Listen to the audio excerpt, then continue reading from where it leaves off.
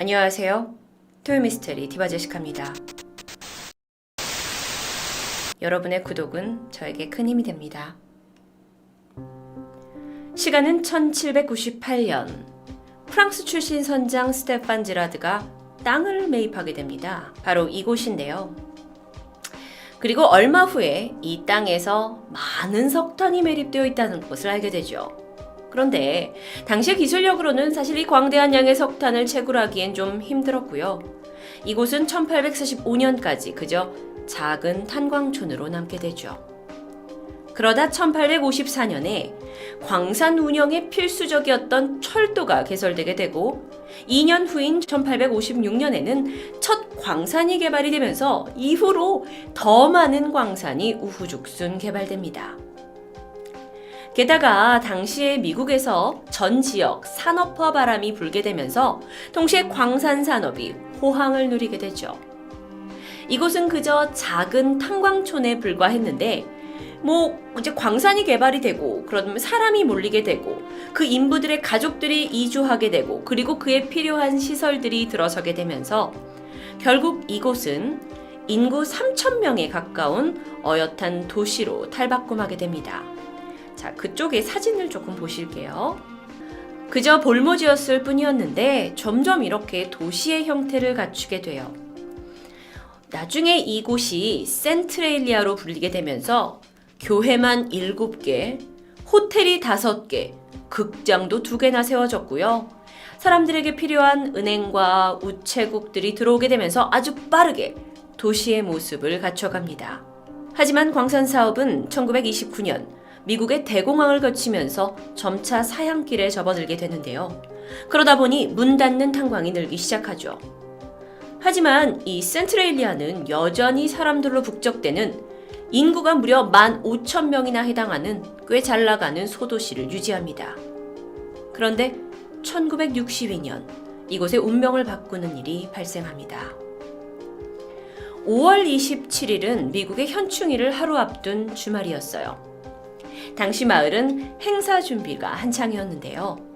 늘 이맘때쯤 꾸준히 해오던 쓰레기 매립장 청소를 시작합니다. 지금도 그렇지만 미국에서는 대체로 그 쓰레기 매립장에 모인 이 쓰레기들을 처리할 때 불로 태워서 처리를 하는데 이게 사건의 발단이 되게 되죠. 센트레일리아에 잔뜩 쌓인 쓰레기를 처리하기 위해서 지방 정부에서 고용된 소각회사 직원들이 매립장에 불을 붙이게 되고 어느 정도 불이 꺼졌다고 생각이 됐을 때 그들이 철수하게 됩니다. 이런 모습을 여러분이 생각하시면 될 것 같은데요. 문제는 이때 발생합니다. 이 불이 화재가 완전히 진압이 되지 않았어요. 그리고 매립장 아래에 버려져 있던 탄광의 틈으로 불길이 흘러들어가게 되면서 지하에 매장된 석탄층으로 불이 붙게 됩니다. 즉, 마을이 이 석탄 탄광총 위에다가 지어졌는데 마을의 지하가 불길에 사로잡혀 버린 것이죠. 이 센트레일리아에서 주로 생산되던 석탄은 무연탄이었는데요. 이건 불을 붙이기는 어렵지만 한 번 불이 붙으면 끄기 어렵다는 특성이 있습니다. 마을 지하가 불타고 있어요. 그러면서 진화 작업이 당연히 시작됐죠. 소방관들이 총동원되었고요. 약 4만 리터의 어마어마한 물을 쏟아붓습니다. 하지만 석탄에서 타고 있는 이 불은 쉽게 잡히지 않았어요. 한편으로는 이 땅속에서 타고 있는 물이 바깥쪽으로 이제 넘어올까봐 이 흙으로 덮어보기도 합니다.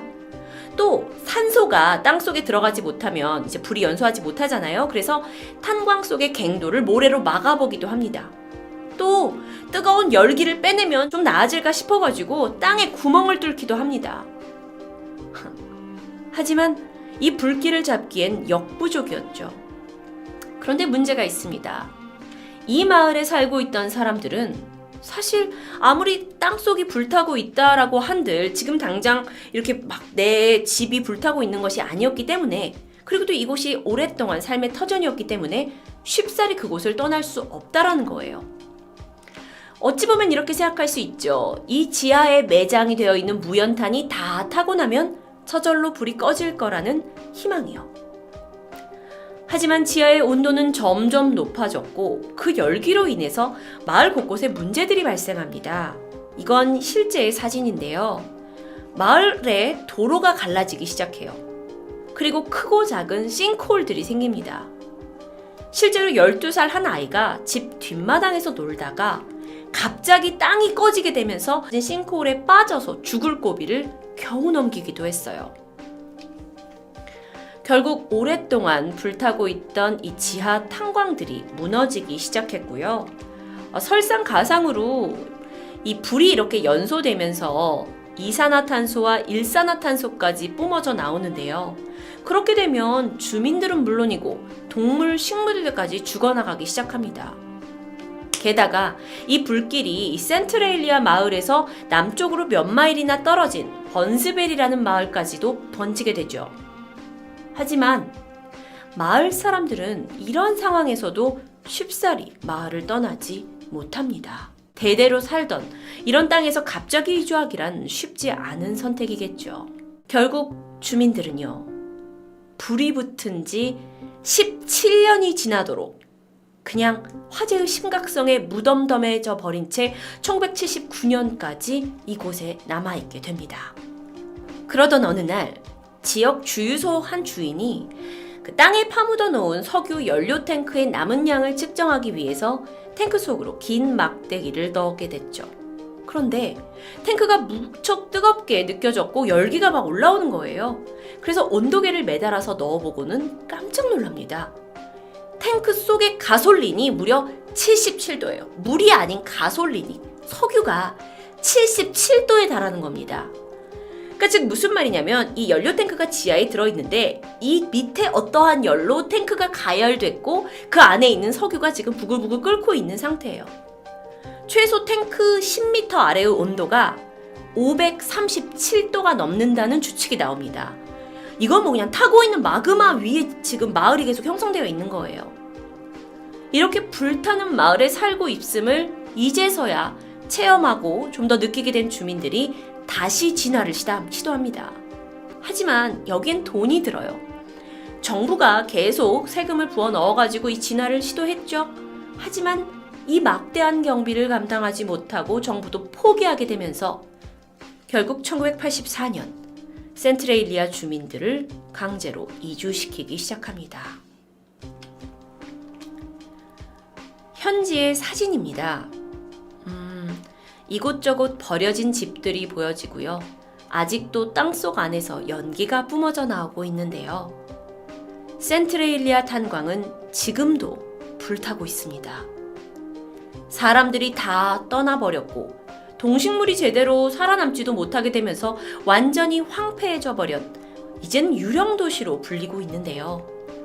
이곳의 한겨울에 주변 마을의 기온이 영하 15도 정도까지 떨어지는 날에도 이곳은 30도의 여름 기온을 유지한다고 하고요. 한여름에는 그러면 어떻게 되냐? 무려 60도 이상까지 온도가 올라간다고 해요.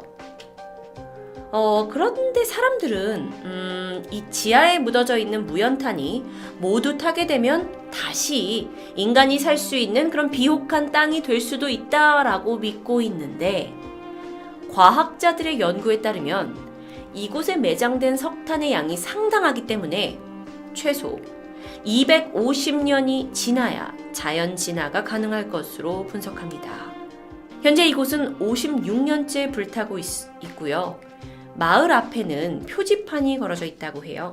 이 표지판의 내용은요. 이곳을 걸어 다니거나 운전을 하는 건 심각한 부상이나 사망을 초래할 수 있다라는 경고인데요. 게다가 유독가스의 위험성, 그리고 혹시나 당신들 여기 다니다가 땅이 갑자기 꺼져서 붕괴할 수도 있어요 라는 무서운 경고가 보입니다. 아주 흥미로운 사진을 찾아냈어요. 센트레일리아라는 도시가 많은 사람들이 있고 이렇게 막 번성할 때의 복구된 사진, 그리고 지금의 모습입니다.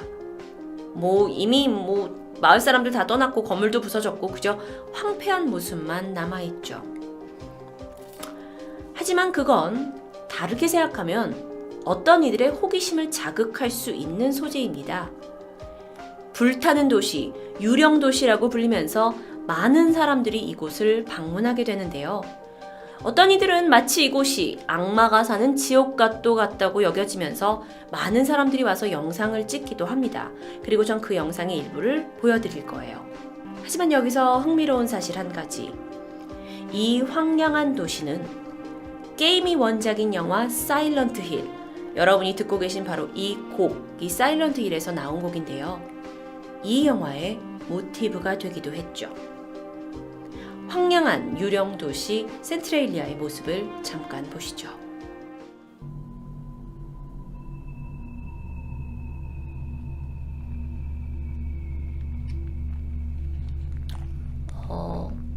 일반 분이 이제 촬영을 하셨기 때문에 조금 어지러울 순 있습니다.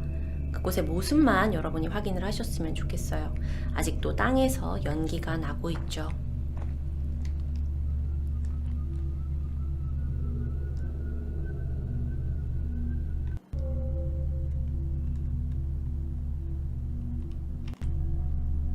사람들이 방문했던 흔적도 있고요. Yo, this is crazy. 아주 황량하죠. 그러니까 이게 황량한 이유는 예전에는 많은 사람들이 살았던 꽤 잘 나가는 도시였기 때문이에요. 도로의 곳곳은 저렇게 파여져 있고요. 근데 저기 특징이 길에다가 이렇게 사람들이 뭐 이렇게 낙서를 했나 봐요. 그게 오히려 좀 더 음침하다라는 생각도 듭니다. 네, 곳곳이 파여져 있죠. 그러면서 연기도 나고 있고요.